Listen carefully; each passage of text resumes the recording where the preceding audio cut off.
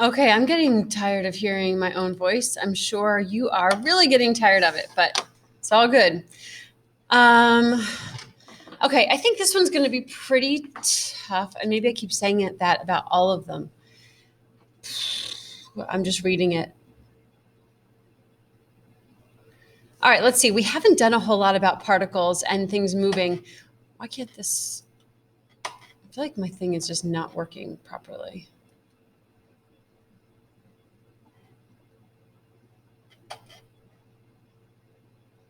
Whatever. Okay.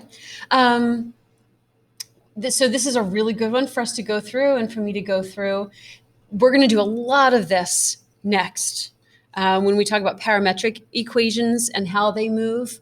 So it's a really good idea to make sure we're somewhat comfortable with problems like this. If I can get rid of that. Whatever. Okay.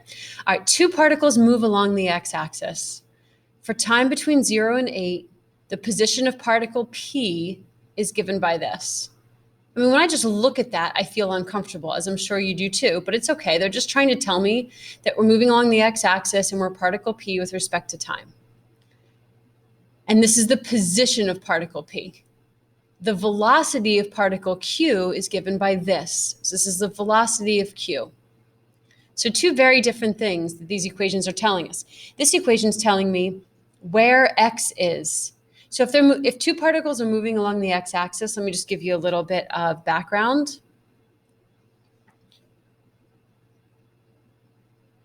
We have the x-axis. We don't know where they start. Actually, they're going to tell us that in a second. But let's say here's where x is 0. And we have the right and we have the left. So this equation for P, if I plugged in values for T, would tell me where this particle is on the x-axis at that time. So for example, if I plug in 1, t squared minus 2 times 1 plus 10, whatever that turns out to be, the natural log of that number, that's the x coordinate where I am. If it's positive 2, I'm over here at positive 2. If it's negative 3, I'm over here at negative 3, or anywhere in between. That's what this equation's telling me. This one's telling me the velocity of the particle. So when I plug in time, let's say time equals 1. When I plug in 1, whatever number I get out of that, that's telling me how fast the particle is traveling along this x-axis. It's not telling me where it is. It's telling me how fast it's traveling. So those are just two very different things. I'm also being told that particle Q is at position x equals 5 at time equals 0. So if I said, where does this particle Q start? It's starting over here at x equals 5. And then it might be going right, it might be going left or whatever. All right, another recap is that when velocity is positive, our particle is moving to the right. When our velocity is negative, we're moving to the left. If we're asked when something is speeding up or slowing down, we want to know when are the velocity and acceleration the same. Sorry, we'll get to that. We didn't even get to that question yet. All right, so let's see what this problem asks us. For time between 0 and 8, when is particle P moving to the left? So that's asking us, if we want to know when something's moving left, it's asking us, when is the velocity negative? Well, particle P, they don't give us velocity, they give us position, but we can certainly find the derivative of this. So let's find the derivative of this. It's going to be gross, the notation. I don't know, x prime. Okay, this little p is just reminding us that we're talking about particle P, not particle Q. So x prime of t. We usually use x of t when we talk about position, and we use v of t when we talk about velocity. So that's what all those letters are for. So when is particle P moving to the left? So let's find the derivative of this. So derivative of natural log tells us to put all this stuff in the bottom and to put the derivative of that stuff on the top. There's the velocity. So I want to know, when is my velocity negative? So I need to basically figure out, where is my velocity equal to 0? So I could set the top and the bottom equal to 0. That's what I probably would do if I wasn't thinking. But I also know that time is between 0 and 8. So I can ask myself, will the top or bottom, like, will one of them always be positive or negative? Let's say I didn't even think about that. Let's say I just go through and I figure this all out. So if I set the top equal to 0, I get t equals 1. If I set the bottom equal to 0, I'm going to factor this. So I'm going to have t. See, it doesn't factor. I would need a calculator, but this is not a calculator problem. So if I get to that point and go, crap, this doesn't factor, so it's a calculator problem, but I don't have a calculator, then there's something else to think about, and that is that t is going to be between 0 and 8. So when t is between 0 and 8, I think this is going to always be positive. Let's look. When t is 8, so 64 minus 16 plus 10, yeah. When t is 0, yeah, we're positive. When t is 1, we're positive. When t is 2, we're positive. When t is 3, yeah. So we're always going to be positive here. This is always going to be bigger than 0. So I don't really have to consider the bottom at all because it's not going to like affect us. I just need to think about what's happening at 1. So when t equals 1, let's plug in something bigger than 1. And I get a positive value for x prime, and plug in something less than 1. But don't go to negative. T is only between 0 and 8, so let's go to 0.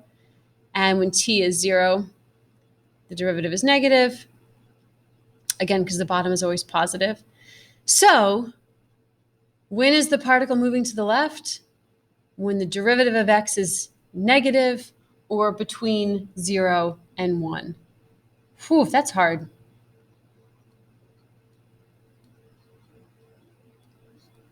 That's my answer for part A. It is worth 2 points. 1 point for getting the derivative. So if you knew, okay, I'm going to have to look at the derivative, and 1 point for figuring out where that derivative is going to be negative. Okay, part B. For x between 0 and 8, find all times t during which the two particles travel in the same direction. All right, well, we already know about p. We already know, if we think about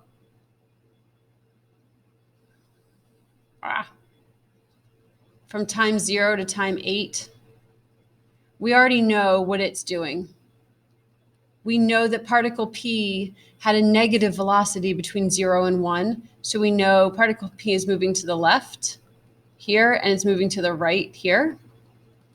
Now we got to find out about q. Well, q, they already give us the derivative. It's up here.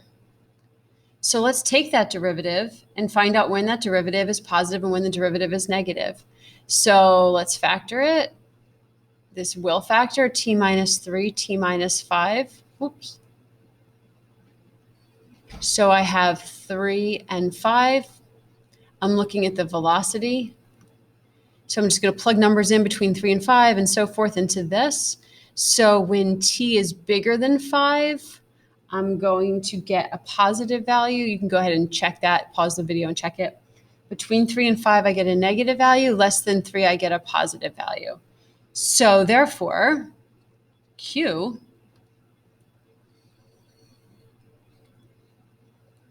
really good straight lines, is going to change direction at 3 and at 5 because that's when the velocity is going to change to positive to negative, whatever.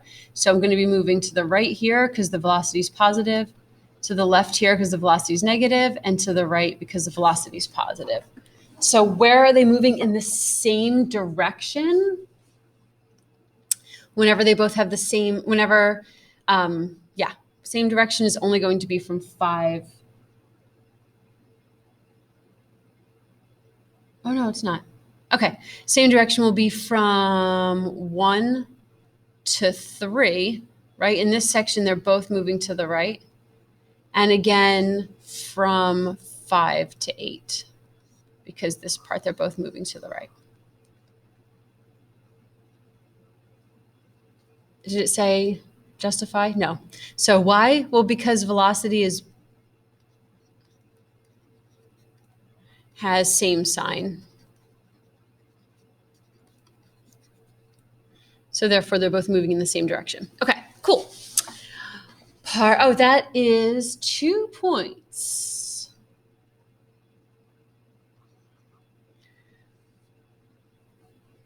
Okay, let's erase this. Hopefully you pace yourselves and you're not trying to do them all in one night. If you are, that's like really not good. It's too much. I'm doing them all at once now and I'm tired. Because you do just get like mentally tired. And that's when you get sloppy and everything feels confusing. Speaking about sleep, make sure you're also sleeping. You know, there really are no excuses right now. Like, we have the time to get a good night's sleep. We just got to turn our phones off. So turn it off. No one's making you keep it on. Part C, find the acceleration of particle Q at time t equals 2. So the acceleration of particle Q. So, part C, the acceleration of Q with respect to t is the derivative of velocity. So we have velocity. So the acceleration is 2t minus 8. Find that at time t equals 2. I can do that. So 2 times 2 minus 8 is negative 4. Is the speed of particle Q increasing, decreasing, or neither at time t equals 2? Explain your reasoning. So this is what I was going to explain a second ago or a minute ago and then changed course. So how do we know if the speed is increasing or decreasing? Speed is increasing when velocity and acceleration have the same sign. This is one of those things that like we don't always talk about during notes and stuff. And that's why these problems are so important to go through, because you pick up on these little things. We know speed is decreasing when velocity and acceleration have opposite signs. So once you know that, it's an easy problem. So they want to know, is this speeding up or slowing down at time equals 2? Well, my acceleration is negative. So what is the velocity of Q at time t equals 2? The velocity equation is up here. What is the velocity at 2? Well, I already did actually over here find out that velocity was positive. So since the acceleration is negative and the velocity is positive at 2, the particle is slowing down.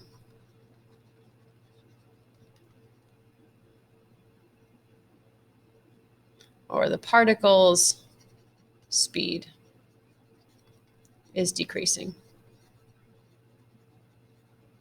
This is going to come up a lot for us in January. Yay. All right, that problem is worth 2 points. Last one, part D. Find the position of particle Q the first time it changes direction. So let me get rid of some of this stuff again. This is the first time they asked us about the position of Q. Remember, I don't have an equation for Q's position. I only have an equation for Q's velocity. So how would I find position? That would be by integrating velocity somehow. So let's see what I'm supposed to do.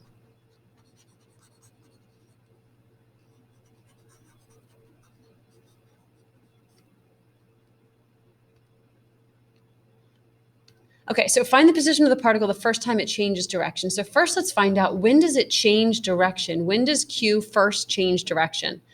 Well, I can go back up here. I'm glad I left it. When does this first change direction? It changes direction at time t equals 3. So I'm basically finding the position of Q at t equals 3. Okay, so how do I find position? Well, I haven't used this fun fact yet. I haven't used the fact that Q, when time is 0, starts at x equals 5. So I can integrate the velocity of Q with respect to t. I know where this particle is at time t equals 0. I know that when time is at t equals 0, my particle is at the position of 5. So I can take that starting amount and add on the amount of change from 0 to 3. This is what I'm trying to do. And this is exactly what we did in the previous problem. If I want to find out where something is or whatever, I have to take wherever I started plus the amount that the thing changed. So I started at 5 when time was 0, and I'm going to find out how much change there was from 0 to 3 by integrating the velocity or the rate. I'm integrating the rate of which it changes to find out how much change there was. And I'm going to add that on to 5. So I'm going to have 5 plus the integral from 0 to 3 of velocity. So that's t squared minus 8t plus 15. This is a no calculator problem. So they don't expect you to use a calculator. They do expect you to do this by hand. On a test, if I have one like this and it's a no calculator problem, I expect you to show the steps. So you will be able to check on your calculator because I'm not going to be able to figure out if you're using one or not. But you're going to have to show me the steps. So calculator is just there as a crutch, really. So I'm integrating all this. So we've got 5 plus 3 to the third over 3 is 9 minus 72 over 2 plus 45 minus 0. And hopefully I get this right. I'm not using my calculator. 23. So where is particle Q? The first time it changes direction, it's at 23. And that literally means like on the x-axis, it's at the x value of 23. This is a 3-point problem, and you get 1 for showing that antiderivative, 1 for using the initial condition, and 1 for having your answer. All right, good job. Almost there.